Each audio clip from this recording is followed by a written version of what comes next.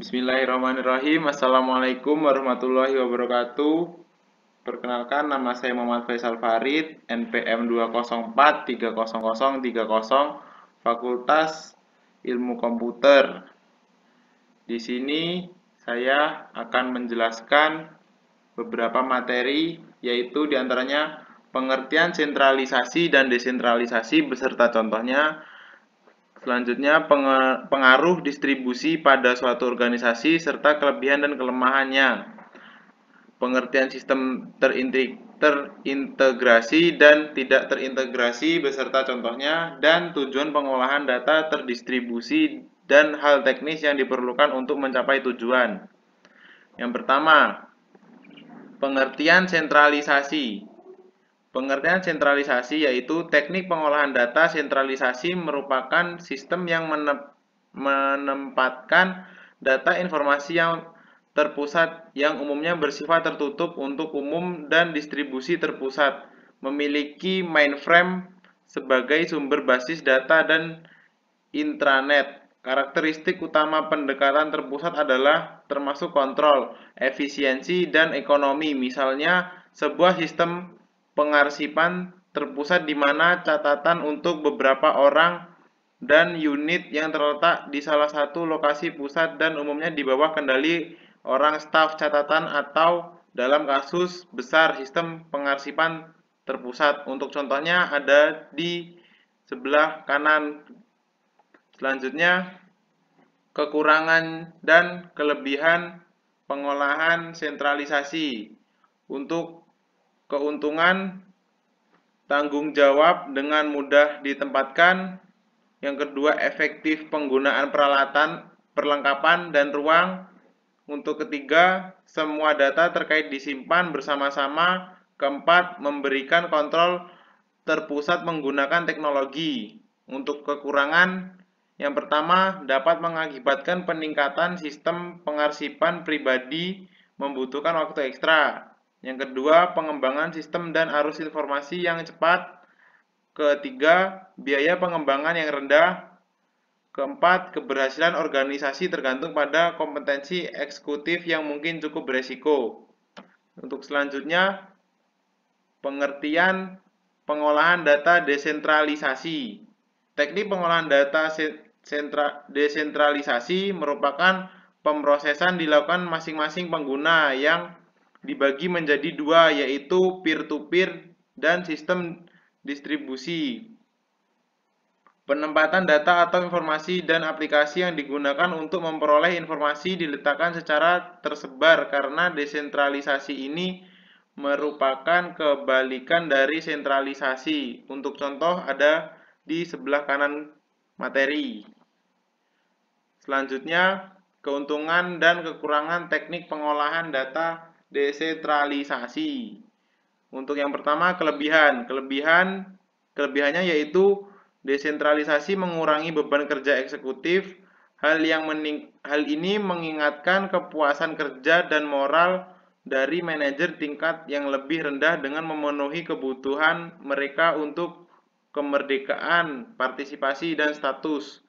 Kekurangannya, desentralisasi meningkatkan biaya administrasi dan setiap divisi atau departemen harus memadai dari segi fasilitas fisik dan personil terlatih, karena setiap departemen atau divisi menikmati otonomi substansial, mungkin menyebabkan masalah koordinasi.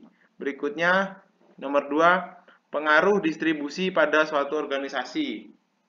Yang pertama, wewenang end user group menjadi lebih besar dalam mengolah dan mengakses data, sehingga proses dapat dilakukan dengan online dengan respon yang lebih cepat.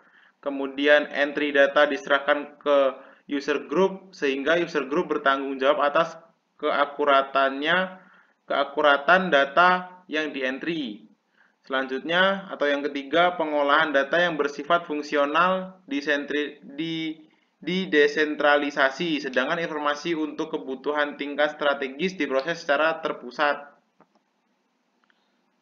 Pemanfaatan pengolahan data terdistribusi dapat dapat memberikan manfaat bagi yang mengimplementasikan. Hal ini disebabkan oleh kelebihan-kelebihan yang dimilikinya, antara lain kinerja yang lebih baik karena data ditempatkan di tempat yang sesuai dengan kebutuhan dan komputer-komputer dalam sistem dapat bekerja secara paralel sehingga pembebanan pada komputer menjadi seimbang. Alasan ekonomis yaitu bahwa perancangan sistem yang terdiri atas jaringan komputer-komputer kecil dibandingkan dengan mengimplementasikan komputer tunggal yang canggih.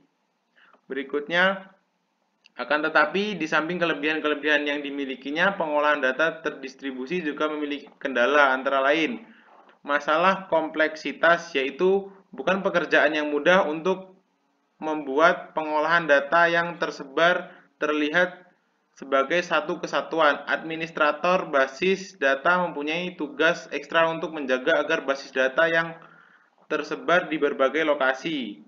Yang kedua, masalah desain, yaitu bahwa desain yang dibuat harus memperhatikan arsitektur komputer yang terdiri atas sistem-sistem yang terpisah.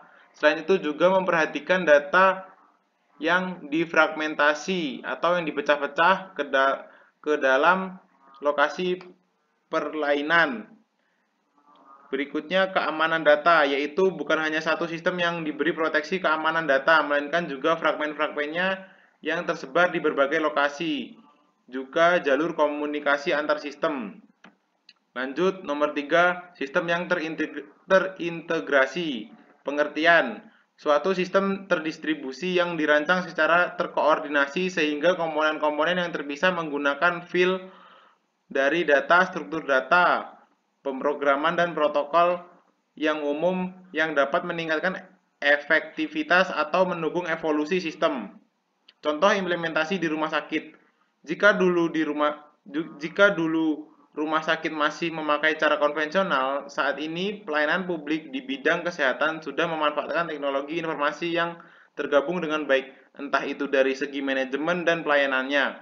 Contoh integrasi sistem yang diterapkan meliputi banyak hal, misalnya saja di bidang layanan kesehatan berupa data pasien sebelum melakukan penanganan medis. Dalam hal ini, setelah dilakukan registrasi pasien, maka disitulah bisa diputuskan kebijakan yang harus diambil, apakah pasien harus menjalani rawat inap atau rawat jalan. Sistem yang tidak terintegrasi. PDT sering digunakan untuk mendeskripsikan komputer yang digunakan di departemen-departemen pemakai yang sedikit hubungannya dengan mesin yang lebih tinggi tingkatannya atau jaringan sistem dirancang secara independen. 4. Tujuan utama pengolahan data terdistribusi. Otonomi lokasi. Yang pertama, otonomi lokasi, memberikan tingkat otonomi lokal dalam komputasi kepada kelompok pemakai lokal. Yang kedua, pengoperasian yang terpisah dan kontrol yang terpusat, mengizinkan pengoperasian, pengolahan dan data yang terdistribusi yang ditingkatkan dengan pelayanan dan database yang terpusat dengan berbagai tingkat kontrol yang terpusat. Selanjutnya, produktivitas pemakai, menyediakan teknik dan bahasa sehingga pemakai dapat memberi hasil yang maksimum dalam menggunakan sistem komputer. Selanjutnya, hal teknis yang diperlukan untuk mencapai tujuan. Penggunaan komputer mini dan mikro, menghubungkan komputer mikro, mini, dan besar menjadi sistem yang paling efektif biayanya. Yang kedua, teknik database. Menggunakan teknik database untuk menjamin data yang sama dapat diakses oleh banyak pemakai dengan cara fleksibel. Jaringan komputer, menggunakan jaringan yang dirancang untuk pengiriman data, surat, dan mungkin juga suara atau yang lainnya. Mungkin itu saja materi yang bisa saya sampaikan. Kurang lebihnya saya mohon maaf. Saya akhiri. Wassalamualaikum warahmatullahi wabarakatuh.